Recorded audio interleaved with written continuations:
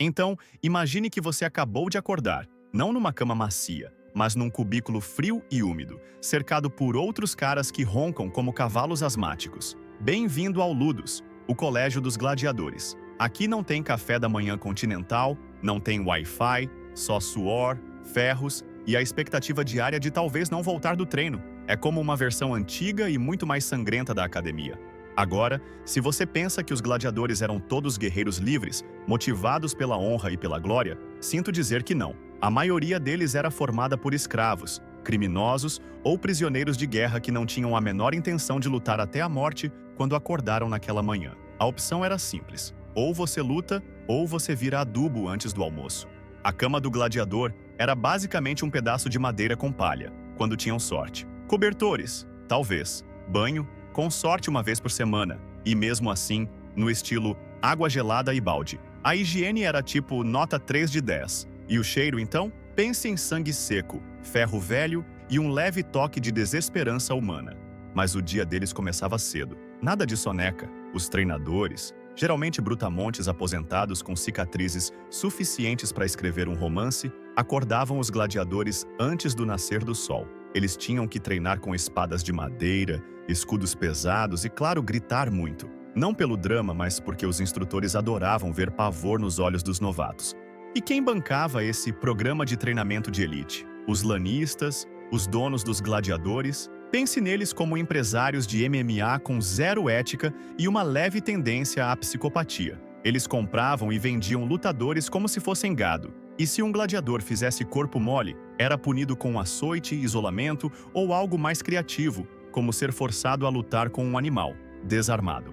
As lutas não eram tão frequentes quanto se pensa. Um gladiador podia ter apenas 2 ou 3 lutas por ano, mas quando lutava, era grande. Arena cheia, multidão gritando, pão distribuído e políticos tentando parecer legais. Você está no centro disso tudo, coberto de poeira, com uma espada e aquela dúvida básica: será que hoje eu viro carne de leão?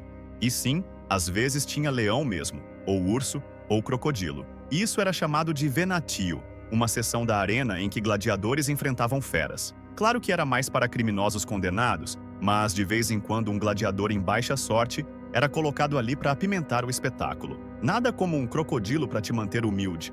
Mesmo quando não havia morte, as lutas eram brutais. Os ferimentos eram parte do show. Um braço quebrado, uma clavícula rachada, um dente voando no ar. Pura poesia visual para uma multidão faminta por sangue. O objetivo nem sempre era matar, mas impressionar. Um bom gladiador precisava ser dramático, quase um ator, só que com risco real de decapitação.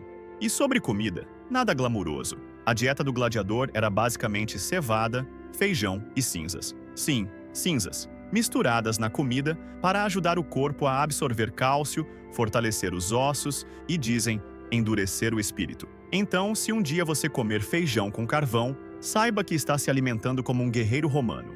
Eles até tinham apelidos. Um gladiador famoso podia virar quase uma celebridade, com fãs, presentes e cartas de amor meio bizarras. Só que a fama vinha com uma sentença: quanto mais conhecido, mais exigiam dele. Era como ser um popstar medieval, mas com o risco constante de ter seu rosto amassado por um tridente.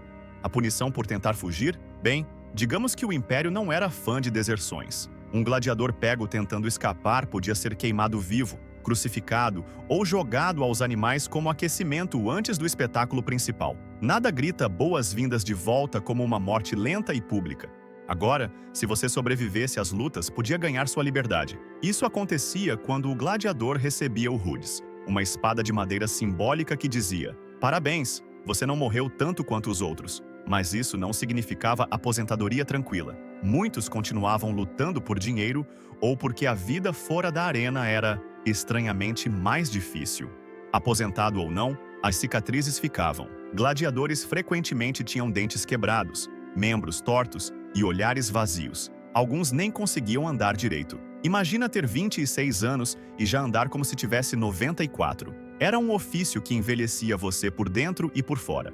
Superstições eram levadas a sério. Antes das lutas, os gladiadores passavam por rituais, banhos, oferendas, até bênçãos de sacerdotes. Alguns levavam amuletos escondidos sob as roupas de combate, como se um colarzinho pudesse impedir que uma lança atravessasse seu pulmão. Spoiler: não impedia. E o público?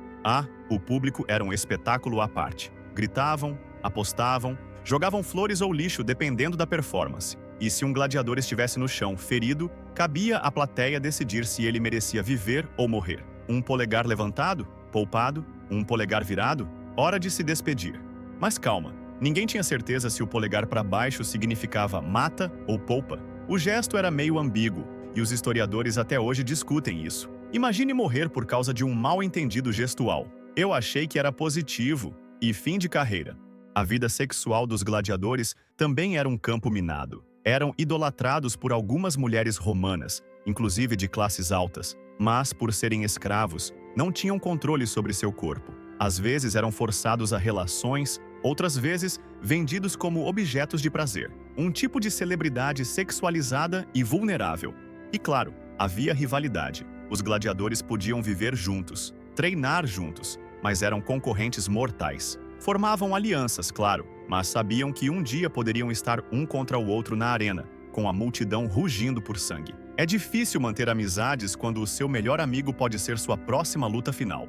No fim, a realidade era essa. Ser gladiador romano era como participar de um reality show mortal. Você ganhava fama, comida ruim, ossos quebrados e, com sorte, um final dramático diante de 50 mil estranhos. Nada mal para um dia comum no Coliseu. E agora, com esse cheirinho imaginário de suor antigo, sangue seco e cinzas de cevada no ar, você pode fechar os olhos, respirar fundo e agradecer por dormir numa cama normal, sem leões do lado, sem tridentes apontados para sua garganta e sem precisar gritar "Ave César!" antes de morrer tentando entreter uma plateia.